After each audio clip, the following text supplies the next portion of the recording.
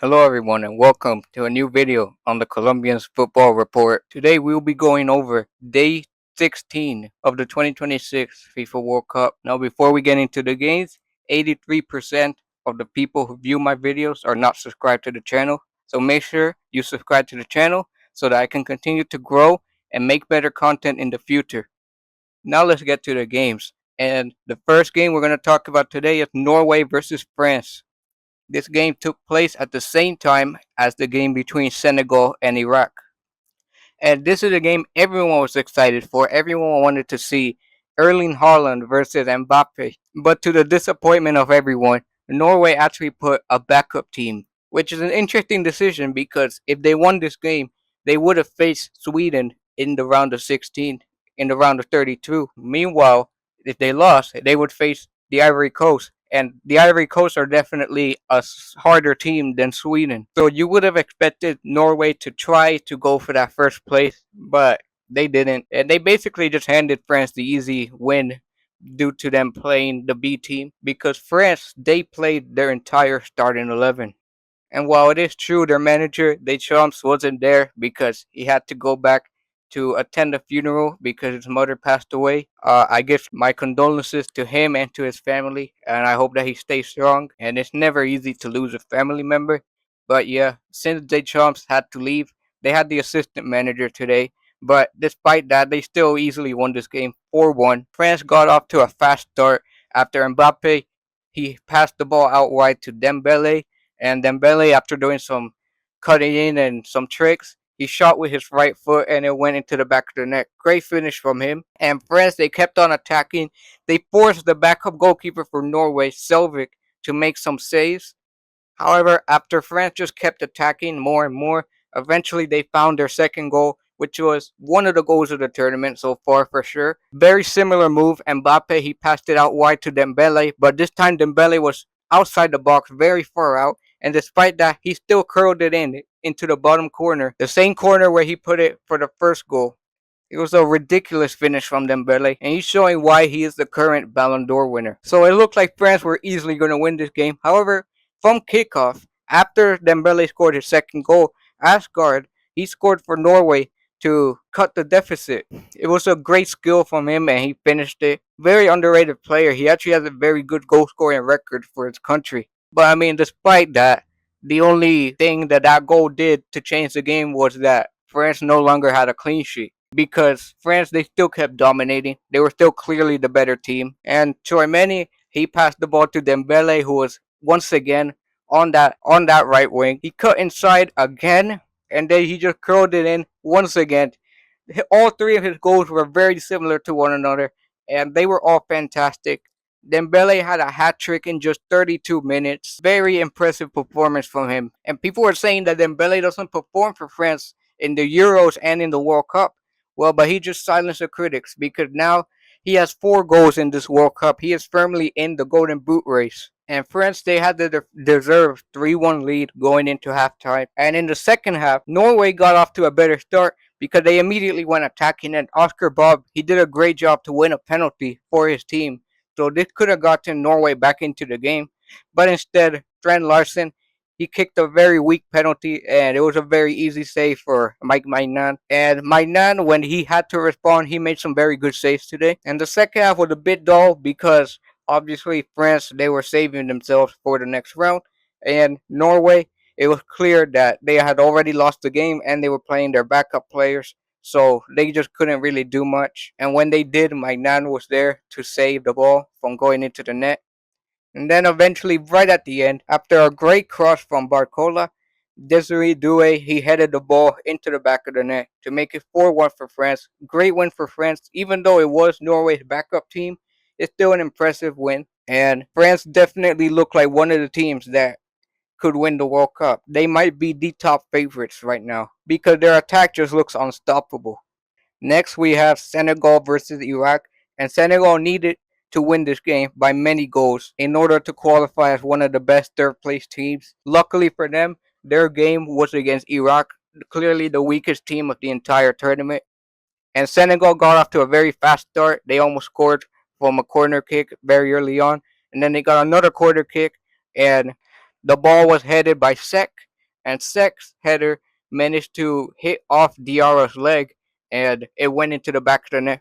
Senegal, they had their goal just 4 minutes in. They needed way more than just one goal though. So they picked up the ball, they went back trying to score more, and just 9 minutes later, they would force a red card for Iraq. After Senegal won the ball up high up the field, it forced Sulaka to basically make a tackle when the player was one on one with the keeper, and it was a red card. And from then on, it looked like Senegal were going to score more because they had the man advantage. They are clearly the better team, and they had the desperation to go and score more goals. However, despite having the extra man and despite being clearly the better team on paper, they just couldn't really create much in that first half. In fact, Iraq, every now and again, they went on a counterattack, and it would always result in nothing, but still, they were able to get the ball high up the field on a couple of occasions in that first half. Also, Iraq's goalkeeper, Fahil, he made some good saves in that first half,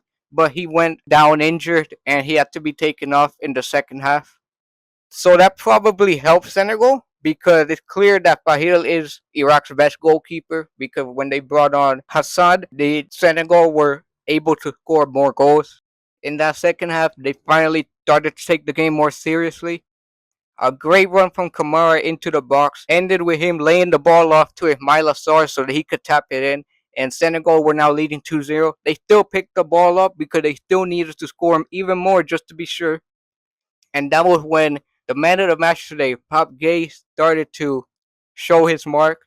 Only 3 minutes after coming on, he scored a brilliant goal outside the box. He just hit that ball like he hated it. He has such a powerful strike on him. I'm pretty sure he was the one who scored in the AFCON final, and it was a powerful strike. So he's very dangerous from long shots. And the first goal he scored was absolutely brilliant. And now at 3-0, Senegal, it looked very likely that they were going to qualify one of the best third place teams because now their goal difference looked much better than before. But just for safety measures, Senegal, they still wanted more. They still kept attacking. They still forced Iraq to try to defend. They still forced the sub goalkeeper Hassan to try to make some more saves. And after the ball was bumbling into the box for a little while, it found Pop Gay on the edge of the box, and he just volleyed the ball into the back of the net. Another lethal strike from him. Like I said, he has a cannon on his leg. His ball striking is just so good. I'm a fan of his just for his ball striking because it's rare to see a player that's that good at hitting a ball from long distance. So it was another brilliant goal from him. And Senegal were now winning 4-0, and this will surely ensure a place for Senegal into the next round. But for good measure, they scored another banger. Another goal from outside the box. Another goal from far out. This time it was Ndiaye. He got the ball into space and he just lettered it into the back of the net. I don't know why he's a substitute player for Senegal. He's very talented. For me, he should be starting for their national team. But this was a good result for Senegal. This is the result that they needed. And Iraq were officially eliminated from the World Cup. So this is how Group I ended. France, like I mentioned before, the team that finishes top of this group will face Sweden, and that's exactly what happened with France. They will face Sweden in the round of 32, which is a game that is very winnable for France. Meanwhile, Norway will face the Ivory Coast. That will be a tricky game because whoever wins that game will most likely be considered the dark horse of this World Cup. Both teams have played very well throughout this tournament, so that's a game that could honestly go to extra time. We will have to wait and see. As Senegal, they have qualified as the third place team, despite having only 3 points, which is less than the various teams who got 4 points. Their goal difference is much higher than the goal difference of other teams who will finish with 3 points.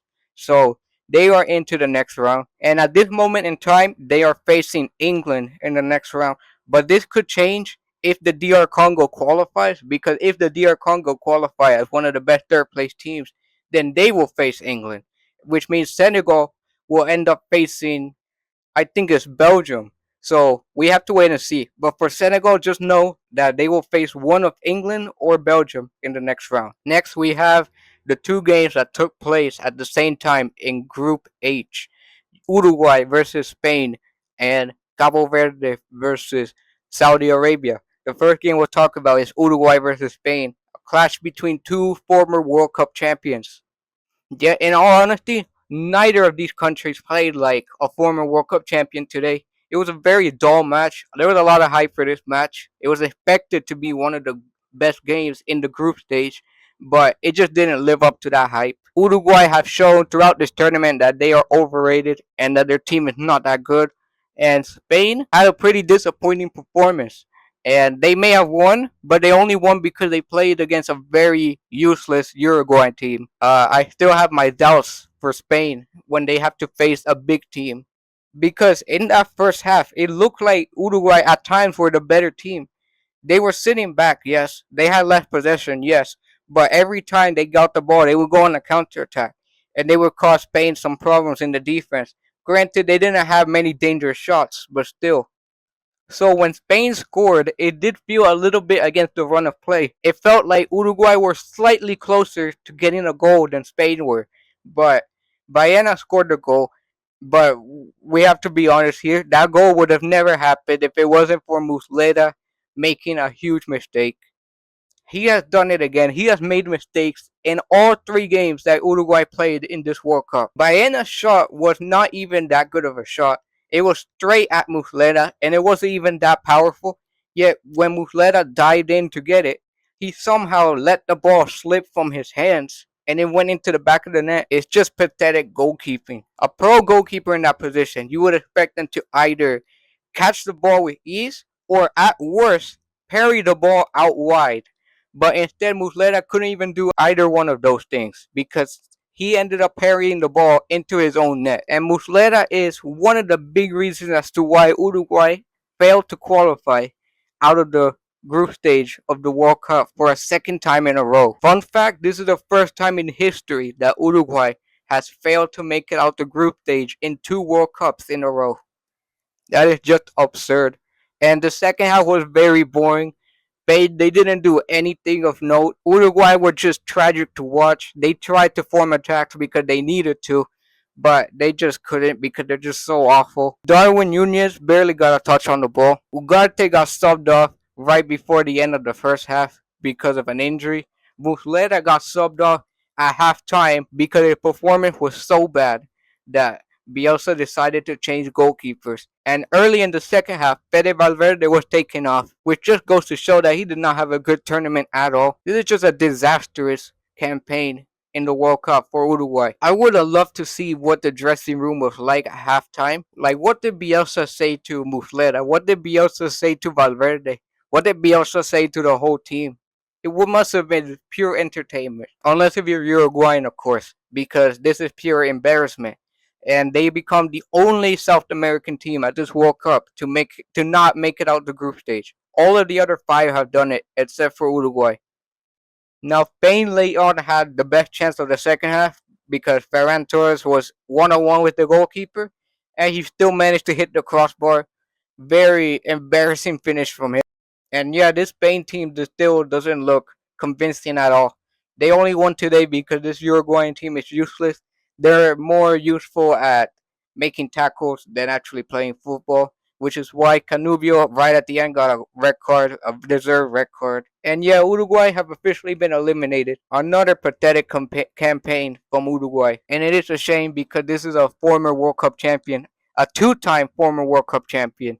But the last 2 World Cups have been very, very bad for Uruguay. But now let's talk about the story of the World Cup so far. Cape Verde, they have made it to the knockout stages of the World Cup in their debut. They are the smallest country in World Cup history to make it to the knockout stages of a World Cup. And they have done it after drawing all 3 of their games. Today they tied 0-0 with Saudi Arabia, but to be fair to Cabo Verde, they deserve to win. The only reason they didn't is because their finishing was quite poor today. They missed multiple good chances. Like for example, Lado Duarte was in 1-on-1 and his shot got saved. They also had a shot in the end. I think it was Nuno da Costa and he just missed an open goal. So Cabo Verde definitely deserved to win this game like 1-0 or 2-0. But they couldn't score any goals today. But it still doesn't matter. They still got the 0-0 draw, which will qualify Cabo Verde to the next round. They finished second place with 3 points. And the reality is that Saudi Arabia really didn't threaten them. Then the few times they did, Vosinia responded quite well. He had a good game. Alo Weiss in the Saudi Arabian goal had a good game, but Saudi Arabia couldn't create much. It was a very, very dull display from them. And I'm very happy to see Cabo Verde into the next round. What a story. Who would have expected it? All of these players are national heroes. No matter what happens now in the knockout stages, they are all national heroes. They should all be very proud of themselves. But now, here is the recap of Group H. Spain finished top on 7 points. The only game they looked convincing in was when they beat Saudi Arabia 4-0, and even then, that was against the weakest team in the group. Against Uruguay, they got a very dull 1-0 win, and against Cabo Verde, they couldn't even beat them. Finished 0-0. Meanwhile, Cabo Verde, they finished second on 3 points. They drew all three of their games, but that is enough to go through because they did something that both Uruguay and Saudi Arabia couldn't do, and that was draw against Spain. So that draw against Spain ended up qualifying Cabo Verde to the next round. Meanwhile, Uruguay, 2 points is definitely not enough to qualify one of the best third place teams. In fact, they might be the worst third place team. So they have been eliminated, and so has Saudi Arabia, obviously, for finishing last in the group. So now, which teams will these teams face in the knockout stages? Well, Spain, we still don't know yet, but they are guaranteed to face a team that finishes in second place in Argentina's group. So that team will be one of Austria or Algeria. So that is going to be Spain's opponent. Both teams could give Spain some problems, but Spain should still be able to win. Maybe like a 2-0 or a 2-1. Meanwhile, Cabo Verde, they will face the world champions Argentina in the next round. And unfortunately, this is where it looks very likely that their amazing run is going to end.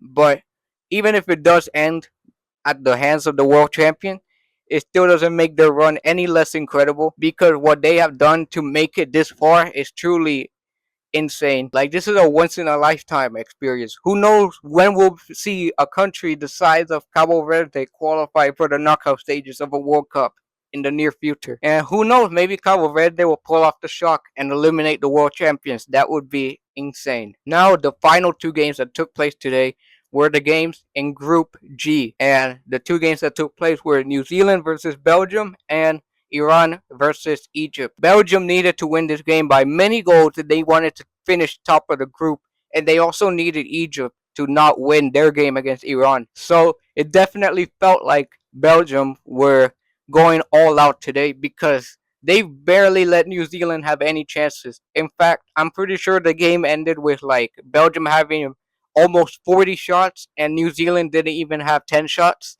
So it was a dominant display from Belgium. They finally showed up. This is the Belgium that we all wanted to see. This is the Belgium that beat the United States 5-1 in the March friendlies. Because the Belgium we saw in the two games prior to this was a completely different team. But today they played very well. Trossard opened the scoring with a volley after the ball was like bundling between players after a corner kick. He just volleyed it in, and that was Belgium's first World Cup goal that was scored by a Belgian player in this World Cup. And they went 1-0 at halftime, but Belgium definitely deserved to be winning like 2-0 at least. They were dominated, and New Zealand just couldn't get on the attack. However, Trossard, he ended up scoring again. Another volley. This one was an even better volley. He just smashed the ball into the back of the net, and that gave Belgium the 2-0 lead. And it felt like at that moment that Belgium were going to win this game. But they still needed to score one more goal in order to go top of the group. So they went looking for that goal, and eventually they found it after a brilliant goal from Kevin De Bruyne from outside the box. Bit of a trademark goal from Kevin De Bruyne. This could be his last World Cup, so it was nice to see him score. And Belgium were still dominating. Elijah Just, he did score a goal for New Zealand to bring one back. It was a bit against the run of play because definitely New Zealand were not shooting enough on goal, but they did end up scoring that one. And that goal actually had huge implications because at that moment, Belgium went from going top of the group to going second. So that goal actually had huge implications, but only for 1 minute because as soon as New Zealand scored that goal, Belgium, they just went from kickoff and they ended up scoring again. It was the super sub Lukaku who came in to head the ball in, and now Belgium were back top in the group. Top of the group, they were only second place for like 1 minute, and then they went back top thanks to that goal from Lukaku. And then they sealed the deal with a great goal from Salamakers right at the end. And Belgium sealed a crucial 5-1 win to finish top of their group. This is finally the Belgium we wanted to see. They finally woke up. Let's see if they can continue this form against tougher opposition later on.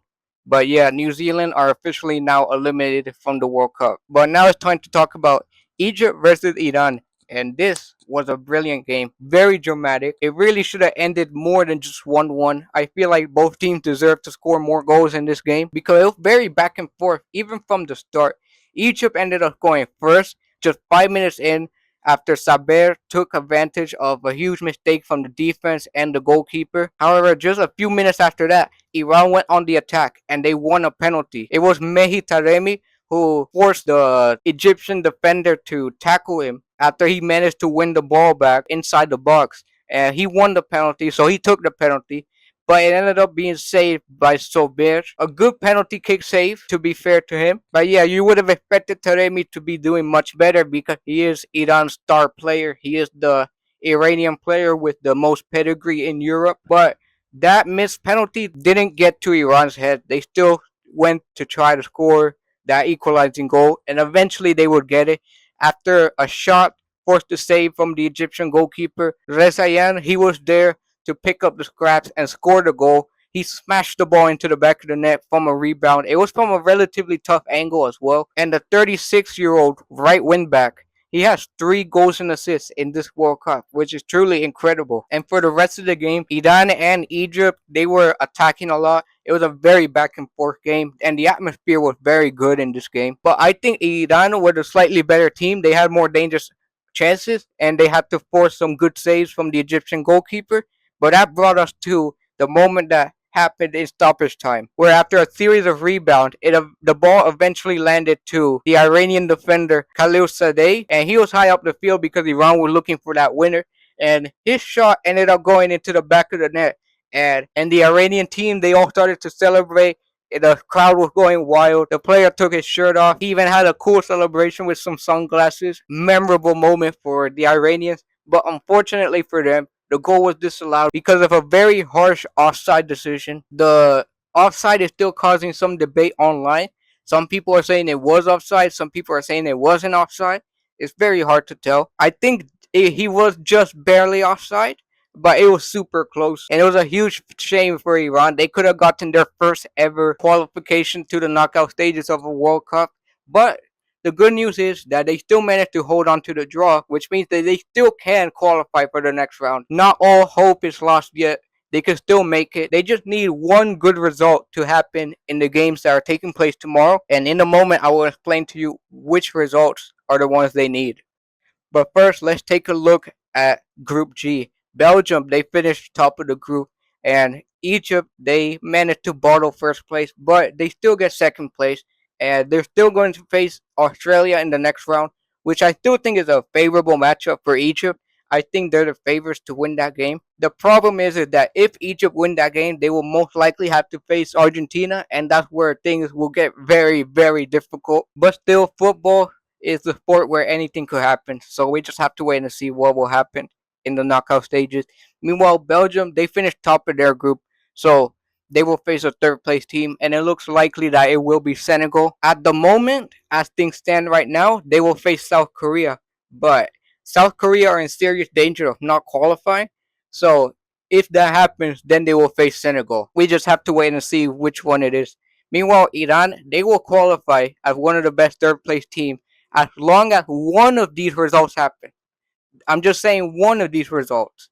Not all of these results, just only one of them. And they need for there to be a winner between the game between Austria and Algeria. It doesn't matter who wins, there just needs to be a winner. If it ends in a draw, then that result is not going to help Iran. So another result that could help Iran is if the DR Congo fail to beat Uzbekistan, and if Uzbekistan don't win that game by 7 goals, which I think is possible.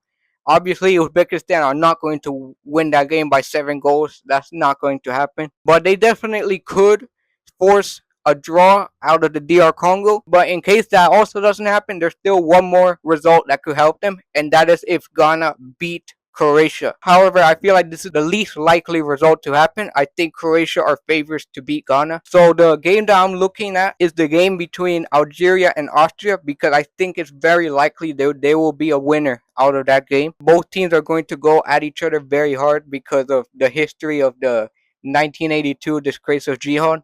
So I really don't see that game ending in a draw.